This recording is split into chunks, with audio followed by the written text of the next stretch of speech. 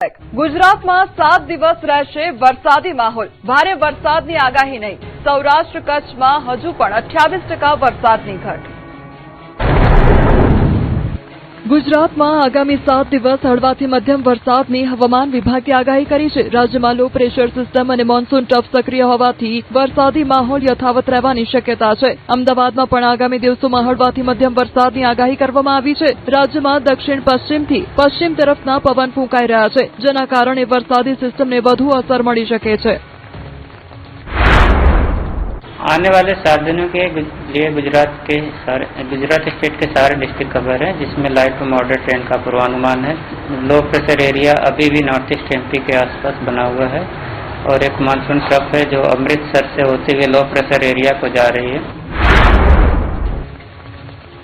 બીજી તરફ રાજ્યમાં અત્યાર સુધી સરેરાશ સામાન્ય કરતા 4% વરસાદની ઘટ નોંધાઈ છે. ખાસ કરીને સૌરાષ્ટ્ર અને કચ્છમાં વરસાદની ઘટ વધુ જોવા મળી રહી છે. સૌરાષ્ટ્ર કચ્છમાં સામાન્ય કરતા 28% ઓછો વરસાદ નોંધાયો છે. अभी भी Gujarat as a whole state 4% deficient है नॉर्मल के हिसाब से. तो सौराष्ट्र और कच्छ रीजन अभी भी 28% डेफिशिएंट है नॉर्मल के हिसाब से. આમ સૌરાષ્ટ્ર પર મેઘરાજા રીસાતા ખેડૂતો મૂંઝાયા છે. કેટલાય ખેડૂતોએ વાવણી કરી દીધી છે અને હવે પાણીની જરૂરિયાત છે. સૌરાષ્ટ્રના કેટલાક જિલ્લામાં તો સિંચાઈનું પાણી પણ ઉપલબ્ધ નથી, એટલે જ ખેડૂતો આકાશ તરફ મીટ માંડીને બેઠા છે. ગુજરાતમાં બનશે શ્રી હરિકોટા જેવું લોન્ચિંગ સેન્ટર.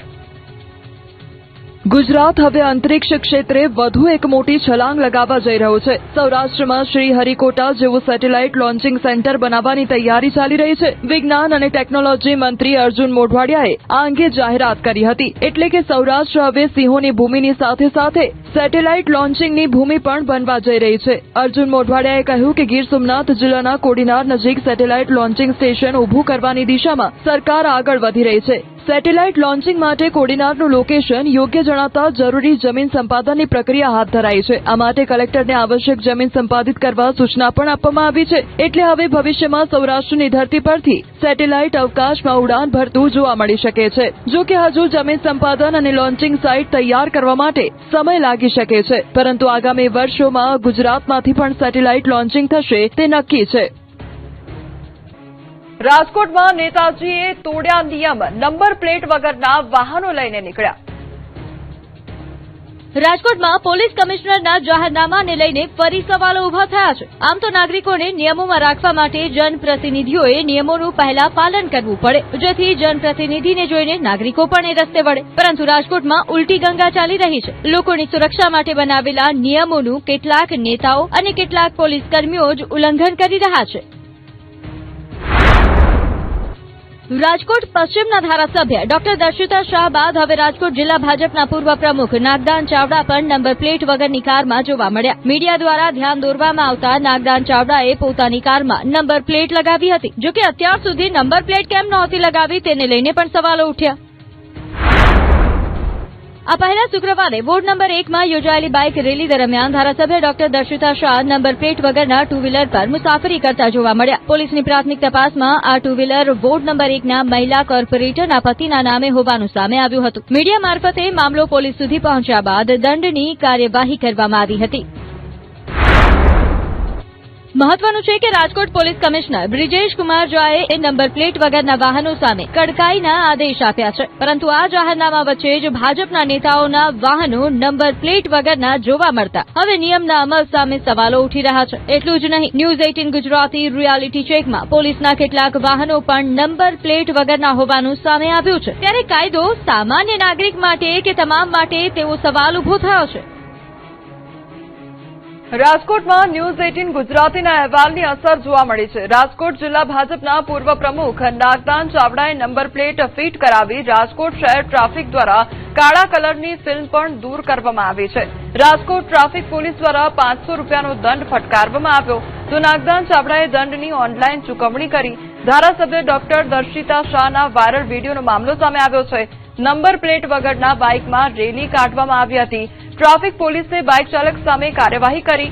કોર્પોરેટર સેજલ ચૌધરીએ એક્ટિવામાં લગાવી છે નંબર પ્લેટ.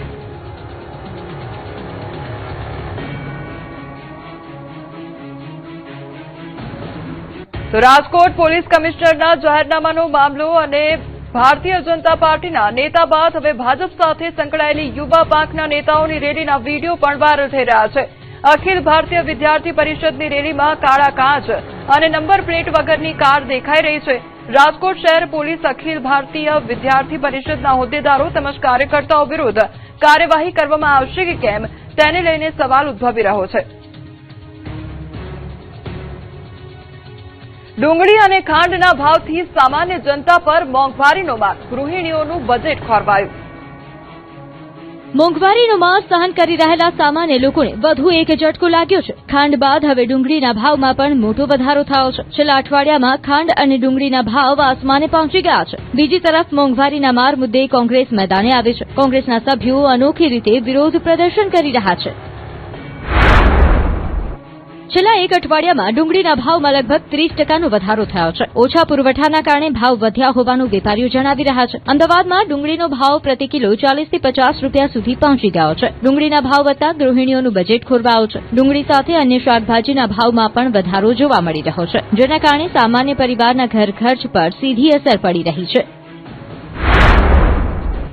તો બીજી તરફ ખાંડના ભાવમાં વધારાથી પણ બજારમાં ચિંતાનો માહોલ છે. અમદાવાદના કાલુપુર માર્કેટમાં ખાંડના ભાવ વધારાની મોટી અસર જોવા મળી રહી છે. વેપારીઓના જણાવ્યા મુજબ તહેવારો ટાણે ભાવ વધારો વધુ મુશ્કેલી ઉભી કરી રહ્યો છે. 16 વર્ષથી ખાંડનો વેપાર કરતા વેપારી કિશનભાઈએ બજારની સ્થિતિ જણાવી. તેમના કહેવા મુજબ જ્યારે તેમણે ધંધો શરૂ કર્યો ત્યારે ખાંડ 1 રૂપિયાથી 90 પૈસાના ભાવે મળતી હતી, જ્યારે હવે ખાંડનો ભાવ 70 રૂપિયાને પાર પહોંચી ગયો છે.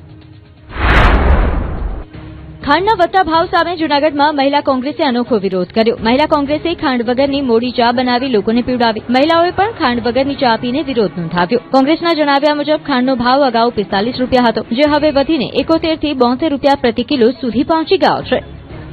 રક્ષાબંધન અને સાતમ આઠમ જેવા તહેવારો નજીક છે, ત્યારે મોંઘવારી વચ્ચે તહેવારોની ઉજવણીનો ખર્ચ પણ વધવાની ચિંતા છે. હવે સામાન્ય જનતા ખાંડ, ડુંગળી અને અન્ય જીવન જરૂરિયાતની ચીજોના ભાવમાં ક્યારે રાહત મળે તેની રાહ જોઈ રહી છે.